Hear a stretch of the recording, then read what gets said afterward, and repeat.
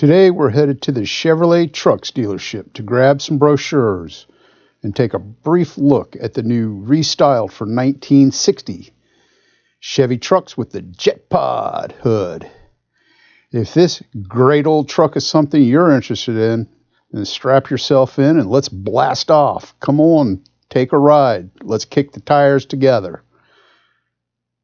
Hi, we're Charge Engine's Retro Cars. Welcome to our channel.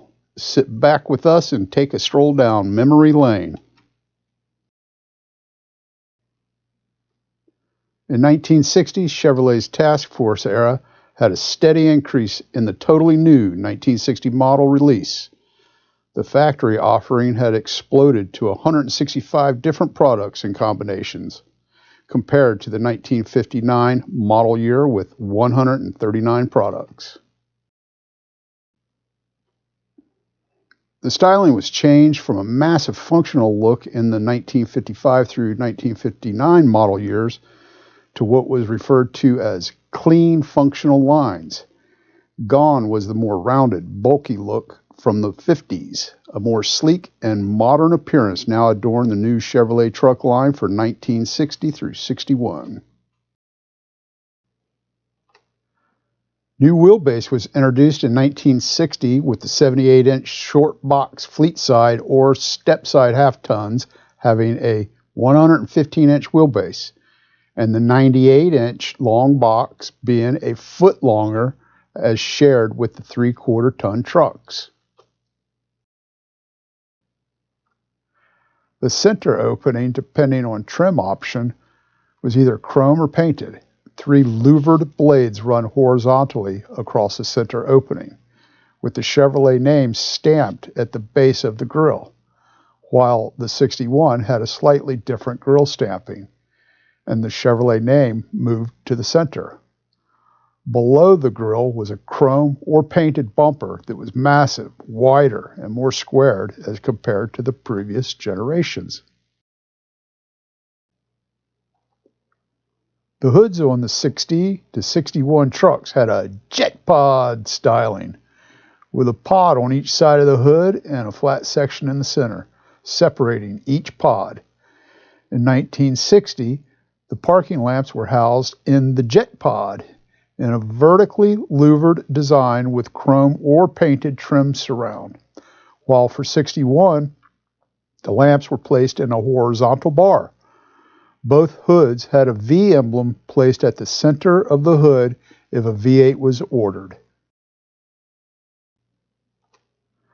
The cabs were wider than previous years. A wider wraparound windshield was used.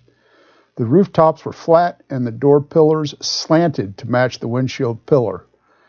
The cabs were at times referred to as knee knockers when, upon entering the truck, you could hit your knee on the awkwardly shaped windshield A-pillar. The Chevrolet Comfort King interiors were basic even in the highest option Apache. Base models had a single sun visor and no armrest on the driver's door. The bench seat had improved springs and thicker foam padding compared to previous years.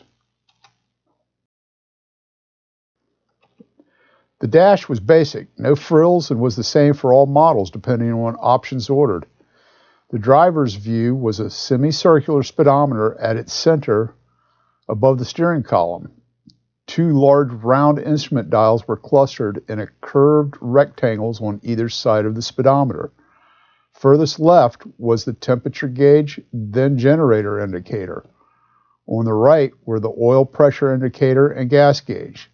Small circles below each cluster were signal indicator lamps. Heater, ashtray, and radio controls were at the center of the dash. Options could be added to suit the buyer's needs. Custom appearance options, which added such things as silver anodized aluminum grille, chrome-plated windshield reveal moldings, chrome steering wheel horn ring, chrome-trimmed instrument panel knobs, two-tone front door panel treatment, and more. Custom comfort options included such items as driver's armrest, passenger sunshade, chrome lighter, and more.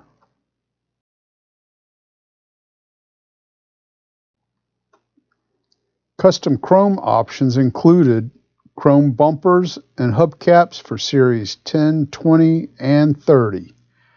Custom bright body side molding was available for the fleet side bed. The new era trucks came with a vastly improved, however short-lived, independent torsion bar and ball joint front suspension. The new suspension provided better comfort and handling as compared to the older Kingpin and straight axle of previous years. The available power for C10 and C20 models included the Thriftmaster 6-cylinder with 135 horsepower and the 283 cubic inch Trademaster V8 with 160 horsepower. Four-wheel drive models came standard with 3-speed synchromesh transmission. A 4-speed was optional. Conventional trucks shared the same choices, plus a heavy-duty manual shift 3-speed or power glide automatic. Four-wheel drive received a Spicer front axle, which replaced the older velocity joint system from previous years. The 1960 truck production was 394,014 units, with 339,229 6-cylinder models and 54,785 V8 models.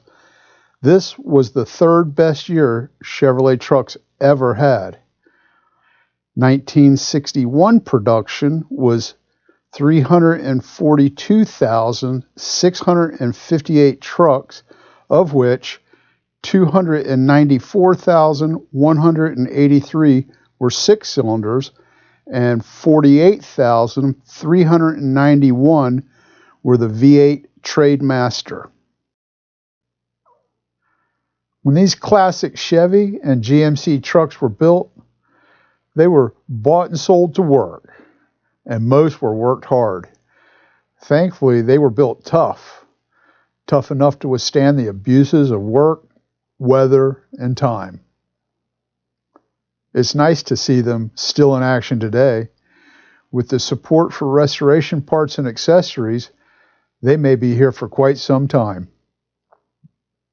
Most of the survivor trucks today have earned a cushy spot in the garage, where they deserve to be.